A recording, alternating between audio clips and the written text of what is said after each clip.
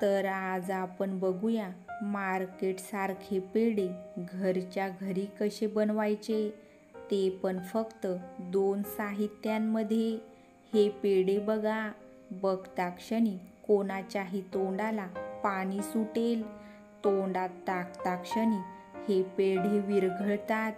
एवढे मऊ आणि लुसलुशीत हे पेढे बनून तयार होतात।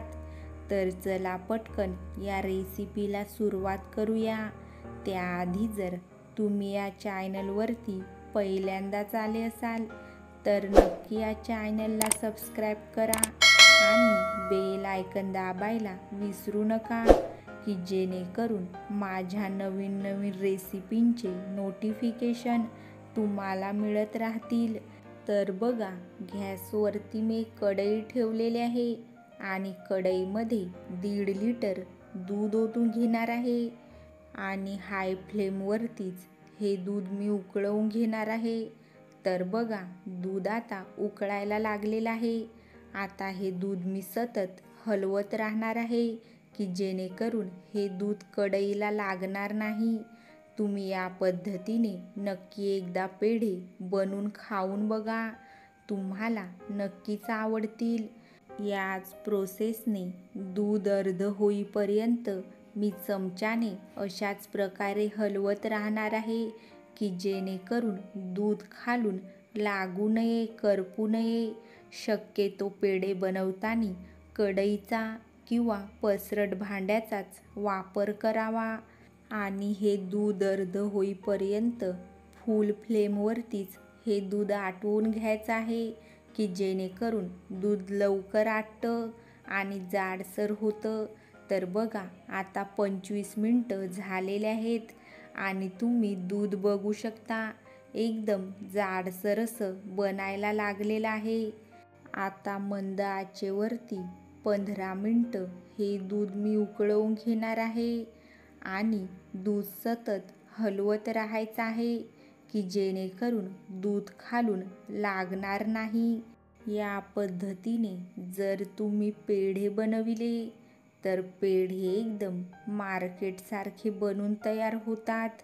तर बघा, आता 15 मिनिटं झालेले आहेत आणि दूधसुद्धा अर्ध झालेलं आहे। आता मी या दुधामध्ये 4 चमचे साखर घालून घेणार आहे। तुम्हाला जेवढं गोड हवं तेवढी साखर तुम्ही याच्यामध्ये घालू शकता। तुम्ही या दुधामध्ये फ्लेवरसाठी वेलची पावडरसुद्धा घालू शकता। आता जोपर्यंत हे दूध जाडसर बनून तयार होत नाही तोपर्यंत सतत हे दूध हलवत राहायचं आहे, जेणेकरून हे दूध खालून लागणार नाही। तर बघा, दूध आता जाडसर व्हायला सुरुवात झालेली आहे। अशा प्रकारे सतत हे दूध हलवत राहायचं आहे। हे पेढे फक्त मी 2 साहित्य वापरून बनवणार आहे, पण हे पेढे तोंडात टाकता क्षणी विरघळतात। एवढे छान असे आणि मऊ लुसलुशीत हे पेढे बनून तयार होतात।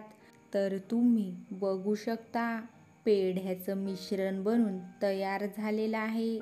हे दूध मी एकूण 55 ते 60 मिनिटं चांगलं उकळवून आणि पेढ्याचं मिश्रण तयार करून घेतलेलं आहे। हे पेढ्याचं मिश्रण थंड झाल्यावरती हाताला तेल किंवा तूप लावून हे पेढे वळवून घ्यायचे आहेत। तर बघा, मी पेढा बनवून तयार करून घेतलेला आहे। तुम्हाला ज्या आकाराचे पेढे बनवायचे आहेत तो आकार तुम्ही या पेढ्यांना देऊ शकता। अशाच प्रकारे मी सगळे पेढे बनवून तयार करून घेणार आहे। या पेढ्यांची चवसुद्धा एकदम मार्केटमध्ये मिळणाऱ्या पेढ्यांसारखीच असते। तर बघा, मी सगळे पेढे बनवून तयार करून घेतलेले आहेत। आता एका चमच्याच्या मदतीने मी अशा प्रकारे पेढ्यांच्या वरती डिझाईन करून घेणार आहे, की जेणेकरून हे पेढे दिसायलाही छान दिसतात। तर कशी वाटली तुम्हाला माझी ही रेसिपी, नक्की मला कमेंट करून सांगा आणि जर तुम्हाला माझी ही रेसिपी आवडली तर नक्की माझ्या चॅनलला सबस्क्राईब करा आणि बेल आयकॉन दाबायला विसरू नका.